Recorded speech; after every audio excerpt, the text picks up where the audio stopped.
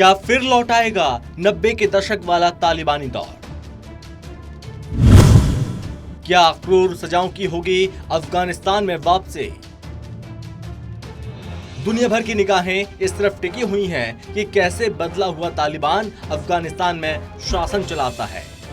तालिबान ने अपने पिछले शासनकाल के दौरान क्रूर तरीके से शासन चलाया था और उस दौरान छोटी से छोटी गलतियों पर भी मौत की सजा सुनाई जाती थी। महिलाओं को किसी भी तरह के अधिकार नहीं दिए गए थे। वहीं दुनिया भर को इस बात की चिंता है कि कहीं एक बार फिर 90 के दशक वाला दौर फिर न लौट आए। लेकिन ऐसा लग रहा है कि तालिबान अपने पिछले शासनकाल के दौर में लौटने में इच्छुक नजर आ रहा है। नए राज में क्या हाथ पैर काट कर दी जाएगी सजा? तालिबान ने एक बार फिर से साफ कर दिया कि उससे किसी भी प्रकार के रहम की उम्मीद ना की जाए। अफगानिस्तान के सत्ता पर काबिज तालिबान कट्टर इस्लामी कानून को लागू करेगा और उन्हीं के अनुरूप सजा देगा। इसमें हाथ काटने से लेकर फांसी पर चढ़ाए जाने जैसे क्रूर सजाएं शामिल हैं। ये बात कोई और नहीं बल्कि खुद तालिबान के फाउंडर मेंबर मुल्ला नसरुद्दीन तुराबी ने कही है। सार्वजनिक नहीं, अब पर्दे के पीछे मिलेगी सजा। तालिबान के संस्थापकों में से एक और इस्लामी कानून के जानकार मुल्ला नसरुद्दीन तुराबी ने अपनी सरकार के इरादे स्पष्ट करते हुए कहा कि जल्द ही पुरानी सरकार में दी जाने वाली सजाओं को लागू किया जाएगा। इसमें लोगों के हाथों को काटने से लेकर फांसी देने तक की सजा शामिल है। ऐसी सजाएं कानून का डर कायम करने के लिए जरूरी है, क्योंकि इस तरह की सजाओं से लोगों में खौफ बढ़ता है और तालिबान कैबिनेट इस पर विचार कर रहा है कि ऐसी सजाएं सार्वजनिक तौर पर दी जाएं या नहीं, और जल्द ही इसकी पॉलिसी बना ली जाएगी। उन्होंने ये भी कहा, इस बार ऐसी सजाएं सार्वजनिक रूप से नहीं बल्कि पर्दे के पीछे दी जाएंगी। अफगानिस्तान में तालिबान के पिछले शासन की क्रूरता को दुनिया भूली नहीं है।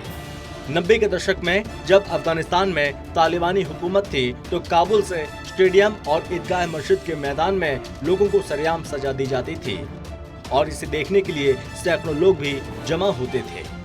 हालांकि इस बार तालिबान ने दावा किया था कि उसके तौर तरीके पहले जैसे नहीं होंगे, लेकिन तुराबी के बयान के बाद सब कुछ साफ हो गया है।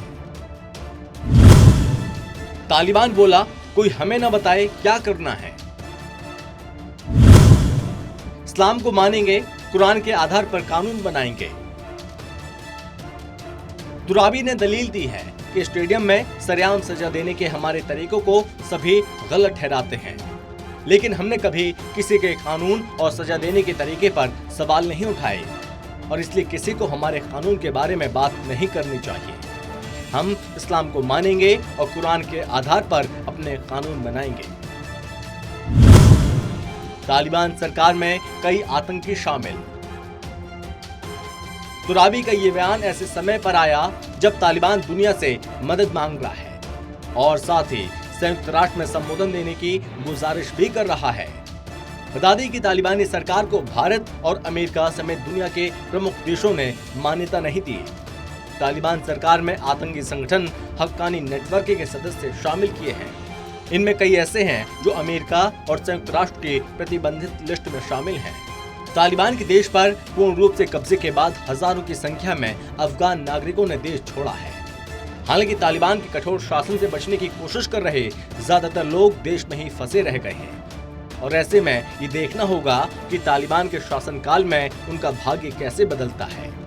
तुराबी की टिप्पणियां अब इस ओर इशारा करती हैं कि कैसे तालिबान पुरातन इस्लामी विश्वासों में फंसा हुआ है। हालांकि कुछ तालिबानी नेताओं का कहना है इस बार महिलाओं को अधिकार दिए जाएंगे। Special desk, total TV.